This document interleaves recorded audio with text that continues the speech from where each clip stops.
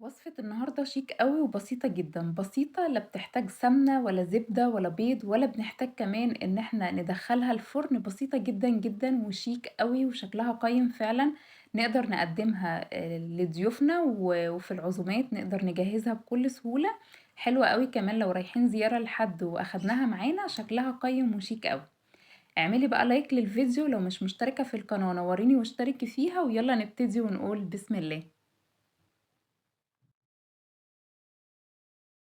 اول حاجه هنحتاج بقى صينيه جرانيت سيراميك تيفال، اي حاجه ما يكونش الاكل عموما بيلزق فيها. هضيف فيها نص كوبايه من السكر، وممكن كمان ازود السكر شويه عن كده. هضيف كمان كوبايه ونص من اللبن، ونص كوبايه من القشطه. في الوصفه الاصليه بتاخد كوبايتين من الميه وعليهم 6 معالق من اللبن البودر، او كوبايتين من اللبن او الحليب العادي بتاعنا. ولكن انا ضفت كوبايه ونص من اللبن ونص كوبايه من القشطه، لان الخليط اصلا ده ما بيكونش فيه زبده ولا بيكون فيه سمنه، فانا حبيت اعزز الطعم بالقشطه ويكون بديل كمان للزبده اللي مش بتضاف فيها. هضيف كمان عليها نص كوبايه من جوز الهند. جوز الهند اللي عندي كان خشن شويه، وطحنته طحنه بسيطه كده في الكبه. انت كمان لو جوز الهند عندك اللي هو الحبوب الكبيرة شوية دي، ممكن تديله طحنة كمان زي كده، وهو ده هي بتحتاج أصلا جوز هند ناعم. لو عندك أوكي تمام. هضيف كمان كوباية من دقيق السميد أو دقيق البسبوسة، وعشان تعرفي دقيق السميد الكويس، لما تيجي تاخدي شوية كده في ايدك وتسيبيهم، ما بيكونش في ايدك فيها دقيق. ده لو هتشتريه اصلا سايب، لان الاكياس بتاعه الدقيق بتاع البسبوسة عموما بيكون مضاف عليها اضافات تانية كتير احنا ما بنكونش محتاجينها. في الوصفة بنستخدم الدقيق السميد او البسبوسة السايب اللي بيتباع عند العطار او السوبر ماركت. ضفت كمان 3 معالق كبار من الكاكاو، ممكن نستخدم نسكويك وممكن نستخدم كاكاو عليه سكر عادي، او كاكاو خام اللي موجود عندك تقدري تستخدميه. كل المكونات دي هكتبها لك تحت في صندوق الوصف، وتقدري ترجعي ليها تاني. الوصفة الأصلية المفروض إن أنا بخلي السوائل اللي هي سواء اللبن بقى أو المية اللي هضيف عليها اللبن البودر. في الوصفة الأصلية بنغلي السوائل الأول، وبعد كده بنضيف عليها كل المكونات دي. بس أنا النهاردة حبيت أقلب كل المكونات في البداية على البارد، وبعد كده أخدها على النار، بحيث إن الدقيق اللي ضفته بتاع السميد أو دقيق السالومينا أو دقيق البسبوسة، أنا عاوزاه يستوي. فحبيت إن أنا أقلبهم الأول كده على البارد، وبعد كده أخليه ياخد النار من البداية للنهاية علشان ينضج كويس أو يستوي كويس. من الإضافات بقى اللي باحب أضيفها لكل الكيكات اللي بالشوكولاتة عمومًا، أو أي حاجة باضيف فيها كاكاو وبتعزّز الطعم، هي معلقة البُن أو معلقة النسكافيه البلاك. بعد ما دوّبت كل المكونات دي مع بعض أو خلطتها مع بعض كويس جدًا، هاخدها بقى على النار وهابتدي أقلّب الخليط لحد ما يشرب كل السوائل اللي فيه. خلّينا فاكرين إن إحنا لو ضفنا كوبايتين من اللبن بس، نضيف مكعب من الزبدة. أول ما المكونات تبتدي تشرب السوائل اللي ضفناها، هابتدي بقى أهدّي النار على أهدى درجة، وهابتدي بقى أقلّب فيها براحتي. بُصّي بقى، ولا احتاجنا بقى فرن ولا صينية فرن ولا أي حاجة. أعرف منين إن الخليط ده استوى؟ ريحة الكيك هتطلع، يعني هي ريحته عاملة زي الكيك بالضبط، وأنتِ بتقلّبي فيها على النار كده.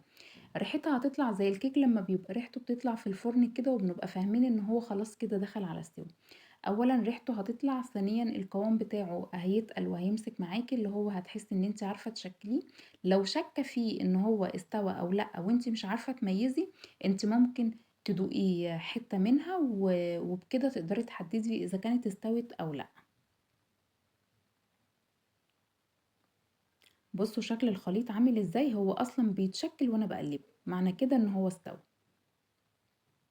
هاخده بقى في بولة أو في صينية بعيد عن الطاسة عشان ما تفضلش محتفظة بالحرارة، وهاخلّيه يبرد. أنا مش عايزاه يبرد خالص لدرجة إن هو ينشف. أنا لو سِبت الخليط دوّة شوية كده من غير ما أشكّله وسِبته يبرد كتير هينشف، وأنا مش عايزاه ينشف.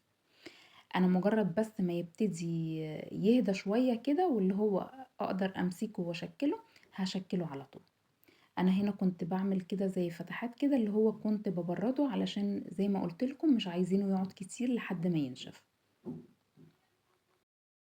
على ما الخليط يبتدي يهدى هبتدي اجهز الشوكولاته اللي هزين بيها. انا استخدمت شوكولاته دارك بالحليب واستخدمت كمان شوكولاته بيضه. هبتدي اكسر الشوكولاته بتاعتي وهاخدها في البوله وعلى الميكروويف او حمام ميه سخنه، والافضل حمام ميه سخنه يعني وانا بزين تكون الميه سخنه جنبي باستمرار. الجو شتاء والشوكولاته بتجمد معايا بسرعه قوي، يعني لو الميه السخنه وجواها البوله واحنا شغالين ده افضل بكتير.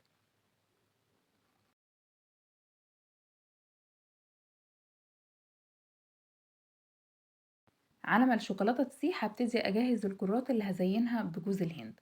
الافضل بقى ان انا اعمل كوره كوره كده بحجم متوسط كده، واغطسها على طول في جوز الهند. بلاش اعمل كميه واقول اشكلهم كلهم مره واحده، يعني اشكل كميه واقول هغطسهم كلهم مره واحده في جوز الهند. لا، الافضل ان هي واحده واحده كده اعملها وارميها على طول في البوله اللي فيها جوز الهند. لو عملت كمية وسبتهم ورجعت احطها في جوز الهند، لا مش هيمسك فيها وهتنشف مني بسرعة من بره، واستحالة جوز الهند يمسك فيها. فالافضل اللي هو اعمل كده اشكل الكورة واغطسها على طول في جوز الهند بالشكل ده. هبتدي بقى اضغط وانا بشكلها في جوز الهند كده وبزينها، اضغط عليه شوية كده اللي هو يمسك فيها علشان ما يقعش منها. بس كده انا شكلت اللي بجوز الهند او زينت اللي بجوز الهند، خلصت الكمية. ونقدر كمان نعملها كلها بالجوز الهند، يعني مش شرط شوكولاتة في الوصفة. التزيين ده بقى بتاعكم انتوا، اي حاجة موجودة عندكم.